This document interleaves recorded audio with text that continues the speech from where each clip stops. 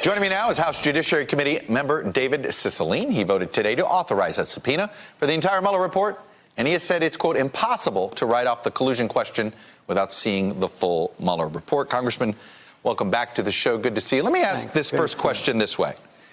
You voted to authorize a subpoena. The deadline came and went, but if not, the committee has not issued a subpoena. Is this political theater? No, not at all. Look, Mr. Nadler has the right to just issue the subpoena by himself unilaterally. But I think this was an important moment for the Judiciary Committee to be fully transparent, to give the Republican members of our committee another opportunity to join us in this effort. You know, hope springs eternal. We hope they will come to this oversight responsibility at some point. But, you know, Mr. Nadler first sought the report by way of letter to the Attorney General, formally requesting it. When that was not provided, he then asked the committee to authorize the issuance of a subpoena, which is what we did today. That's the next step. And I know the chairman is going to continue to work with the Attorney General in the hopes that he will reconsider his position and produce the report in its entirety. But if he does not, he will issue the subpoena in short order.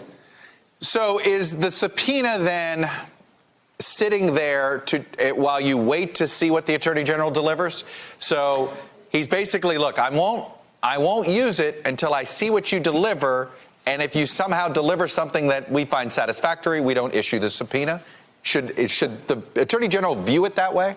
No, I think the better way to view it is the Judiciary Committee has authorized the issuance of a subpoena for the report in its entirety and the supporting materials. Mr. Barr should reconsider that view, and in light of what is imminent, elect instead to turn over the full report and the supporting documents, which, by the way, was what the Jaworski prosecution involved, the Starr prosecution. They turned over the report when it was completed. It was a 455-page report by Ken Starr, 17 boxes of documents. The Judiciary Committee didn't even have to ask for it. They produced it and turned it over as soon as the report was done. That's the right precedent. This is an investigation that belongs to the American people. That is a good precedent? You think the Ken Starr report being done how it was, that is a precedent? No, that's the precedent about the production of the report and the turning over of the materials was the right thing to do. Congress had the responsibility in that context, just like we do in this context. I don't think the Starr investigation had to happen at all, but once it did, that report belongs to the Judiciary Committee as well as the supporting evidence. And this is much more serious. This has to do with an attack on our democracy and serious allegations of misconduct by the president for which he has not been exonerated, that relate to obstruction of justice. So this is very, very serious. Let me ask you this. Is there parts of the Mueller report that you should read and the public shouldn't? Sure. I mean, I think there will be parts of the Mueller report that involve sources and methods that certainly are classified material. We have experience. We get to reclassify documents. We take an oath. We can't disclose them. So it may be that portions of it have to be viewed in a classified setting and may not be available to the public. But the full report should be provided to the Judiciary Committee immediately and all the supporting materials. And then if there has to be a review of what has to be redacted before it goes to the public because of classified materials or sources and methods, that's fine. But we should see the whole report. Do you think Bill Barr should do these redactions with members of the Judiciary Committee in the room? If he did that, would that satisfy the committee that at least they would know what's being redacted? Well, I don't think he should do them at all before he gives the documents to the Judiciary Committee. If then he wants to engage in a discussion with members of the committee of what he thinks ought to be redacted and let people sort of argue that with him, that's fine. But the initial release of the report ought to be made available to the members of the committee, Republicans and Democrats, in its entirety. And then we ought to have a serious discussion about what the Attorney General believes needs to be redacted before it's produced for the public. But we're the Judiciary Committee. We're the only committee that has responsibility, the Congress does, responsibility to evaluate and take action for official misconduct of the president. We ought not have to rely on the president's appointee to decide what part of that report he's willing to share with Congress. That's just not the way it works. What do you plan to do with Robert Mueller? Do you plan to subpoena him as well? Well, I think the chairman has said that he expects that that once we get the report, we'll make a determination as to whether or not Mr. Mueller should come before the committee to walk the committee through the report and answer questions we may have. I hope the chairman will do that. That makes sense to me, that Mr. Mueller come before the committee and walk the American people through this report, through the investigation, what he found, the conclusions that he came to. The American people have a right to know the truth. No, nobody's above the law. Follow the facts where they take us. But the American people have a right to know what happened in this Russian attack on our democracy. You said the words follow the facts. Your chairman, Jerry Nadler, earlier this month said that he already believed the president had committed obstruction of justice. He said that on ABC. Do you think he committed? He said, yes, I do.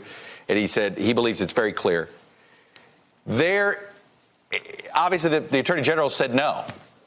He made a determination, he says, that it was not a prosecutable obstruction of justice.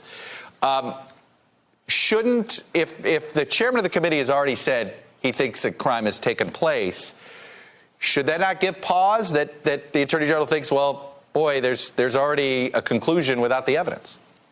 Well, look, we saw evidence that was produced during the course of this investigation. I think what the chairman said, based on what we know about the president's decision to fire Director Comey, him yucking it up in the Oval Office, saying took care of this Russia problem, and, lots of other evidence, that he thought it was sufficient to show obstruction of justice. The fact is, Mr. Mueller, after 22 months of investigation, said this report does not exonerate the president on the charge of obstruction of justice. And so it's exactly the reason we need to see the contents of that report so that we can make our determination as to whether or not we need to proceed with some action with respect to that offense. But, when the special counsel, after 22 months of investigation and lots of witnesses and lots of documents, says, I cannot exonerate the president of the United States from this crime, and then the Attorney General takes that report and in a very short period of time says, there's no obstruction. It gives great pause, I think, to any fair-minded person, and it underscores the importance of getting the report so we can make that judgment for ourselves. How much time do you think the Attorney General deserves, in fairness? I think the Attorney General ought to produce the report immediately for the committee. I don't think he needs any time to do that. I think if there are sections that he wants us to review in a classified setting, we ought to defer to his judgment on that. But I think the report should be produced immediately. In fact, it should have been produced already. It's creating more suspicion. This is an Attorney General who essentially applied for this job by, on his own, writing a memo saying no president can be guilty of obstruction of justice. And the president says, you're hired. And then he delivers on that promise right after getting the Mueller report. So there's reason for suspicion that this Attorney General is loyal to the president and maybe not to the rule of law in this Constitution. And he's feeding that narrative by keeping this report secret. So I think it would be in the best interest of the Attorney General, of the country, and of our democracy if he turned it over right away. Former Providence Mayor and Congressman from Rhode Island, David Cicilline, Democrat from Rhode Island. Thanks for coming on and sharing your views, sir. Always appreciate it.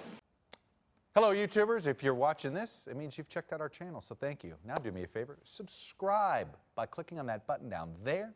Click on any of the videos to watch the latest interviews and highlights from MTP Daily and MSNBC. You can get more Meet the Press content every morning in the First Read newsletter. If you're tired of content that you don't know anything about where it came from, you don't have to have that problem with us. NBC News, MSNBC, MTP, and the Meet the Press mindset right here for you on YouTube. Subscribe now.